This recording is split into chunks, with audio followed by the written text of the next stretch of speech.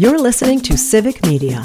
You can tune into any of our live shows on any radio station across the state with the Civic Media app. Find us in your phone's app store and listen anytime, anywhere.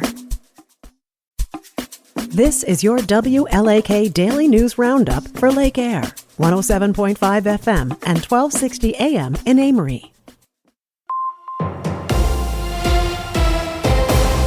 For WLAK News, I'm James Kelly.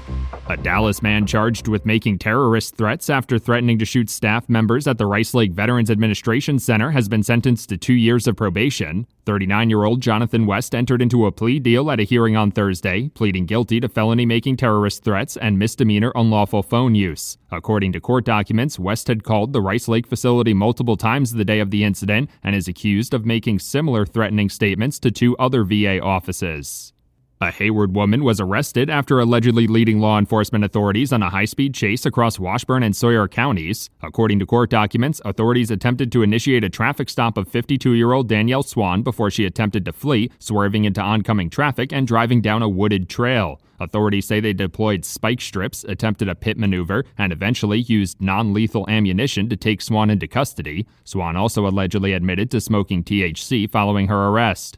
Wisconsin Governor Tony Evers signed a bipartisan bill into law on Friday in an effort to crack down on potential misuse of artificial intelligence. Wisconsin Act 34 targets the use of artificial intelligence to create or share explicit photos of a person generated without their consent. The law specifically defines synthetic intimate representation, prohibits publishing an artificially generated representation of an identifiable person with the intent to harass or intimidate them, and expands the crime of representations depicting nudity.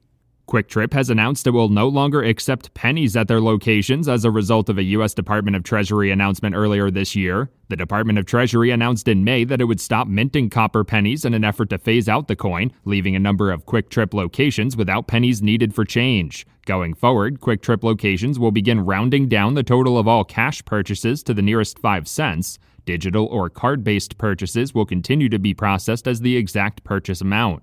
City officials say upgrades to the streetlights along U.S. Highways 2 and 53 and State Highway 35 could save the city over $100,000 per year. The project saw the replacement of over 500 streetlights with LED fixtures, which officials say are more energy efficient, will improve visibility, and require repairs less often. The city received about $74,000 in funding through the Department of Transportation's Carbon Reduction Program, as well as over $77,000 in rebates from Focus on Energy.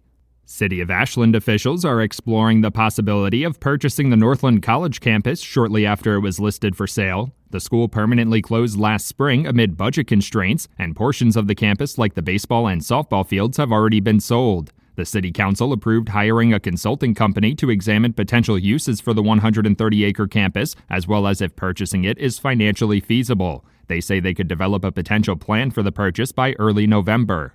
The Wisconsin Department of Transportation is sharing safety tips with new drivers in honor of the Wisconsin State Patrol's Law of the Month for October, Teen Driver Safety. According to a press release, teen drivers were involved in nearly 19,000 crashes in 2024, causing 70 fatalities and nearly 6,000 injuries. DOT officials are reminding teens to wear their seatbelt, avoid distractions, follow speed limits, and never drive impaired. They're also reminding parents to talk with their children about the importance of safety behind the wheel.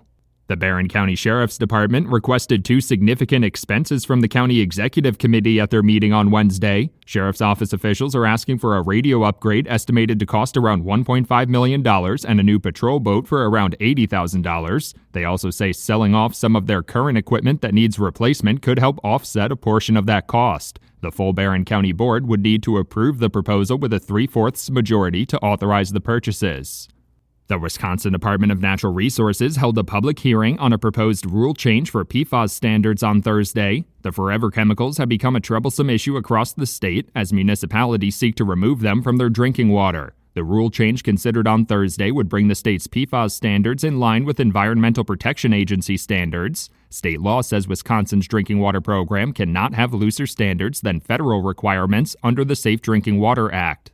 The Wisconsin Department of Natural Resources and law enforcement partners say they interacted with over 1,600 ATV and UTV riders during their safety campaign on Labor Day weekend. The Think Smart Before You Start campaign sought to ensure all riders were using the state's trails responsibly amid an increase in fatal ATV and UTV crashes. They say the 3 most common citations issued to riders during the safety campaign were for not wearing helmets, not wearing seatbelts, and illegally operating on a highway. For WLAK News, I'm James Kelly. Game 2 is tonight. Hi, I'm Mike Clemens with sports. Baseball, it's the Brewers and the Cubs in the NLDS. Milwaukee winning Game 1, 9-3 on Saturday. Cubs manager Craig Counsell. Well, I mean, we're down 1-0. Nothing else changes besides that. It's 1-0. I don't think,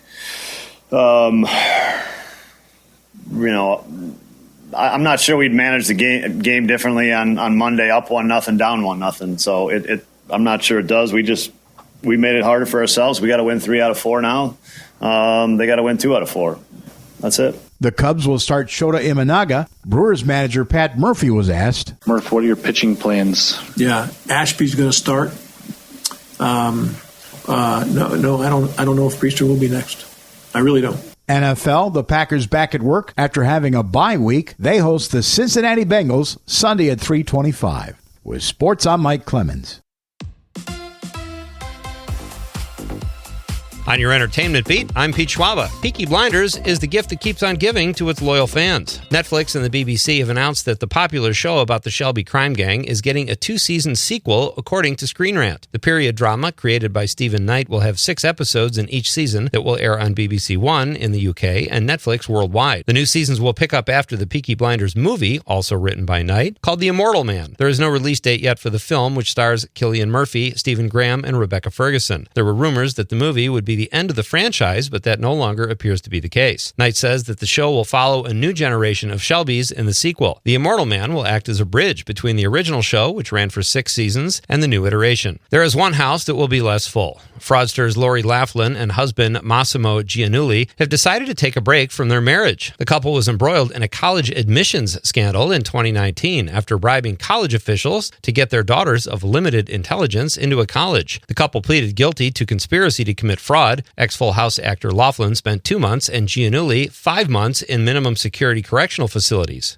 Yep, they even finagled their way into better prisons. The Hollywood Reporter says the two have been married for 28 years and have decided not to file divorce papers at this point. The college admissions scandal was a nationwide conspiracy. Fellow actors Felicity Huffman and William Macy were also involved in the scandal because they cheated for their rich kids too. Okay, I get that it might be a bummer to be privileged and not all that bright, but the parents are actors. Couldn't they have taught their kids to at least pretend to be smart? 25 titles that qualify for the new podcast category for 2026. Some of the nominees include The Smartless Podcast with Jason Bateman, Sean Hayes, and Will Arnett, The Joe Rogan Experiment, which is a podcast for bros who need constant reassurance that they're bros, Call Her Daddy with Alex Cooper, Armchair Expert with Dex Shepard, The Bill Simmons Podcast, and Good Hang with Amy Poehler. Sometimes it seems like Netflix owns the world, but really weird rich guy Elon Musk, who actually wants to own the world, might have something to say about that. According to Variety, the pseudo-free speech advocate is urging his 227 million followers to cancel Netflix because, well, he doesn't like what they're saying. He is accusing the platform of having a transgender agenda and in a recent post said, "Cancel Netflix for the health of your kids." Yes, Elon, all the problems in society are because of Tiger King. In a related story, most of Elon's kids don't like or know him. For more showbiz fun, tune into Nightlight with me, Pete Schwaba, weeknights from 6 to 8 p.m. on the Civic Media Radio Network.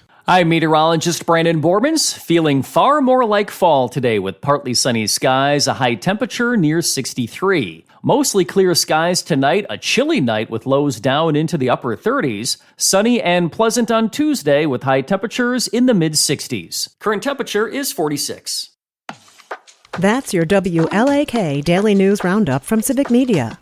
Subscribe to this podcast on Spotify, Apple, or wherever you find your podcasts. Find more news at lakeair.radio. The national news cycle never stops, but it can be hard to find news about your local community. Civic Media is dedicated to providing quality local and state news coverage across Wisconsin. With the Civic Media app, you can get notifications about local stories that matter to you and your community. Find the free Civic Media app in your phone's app store and choose notifications from the menu to tell us what kind of news you want to hear about.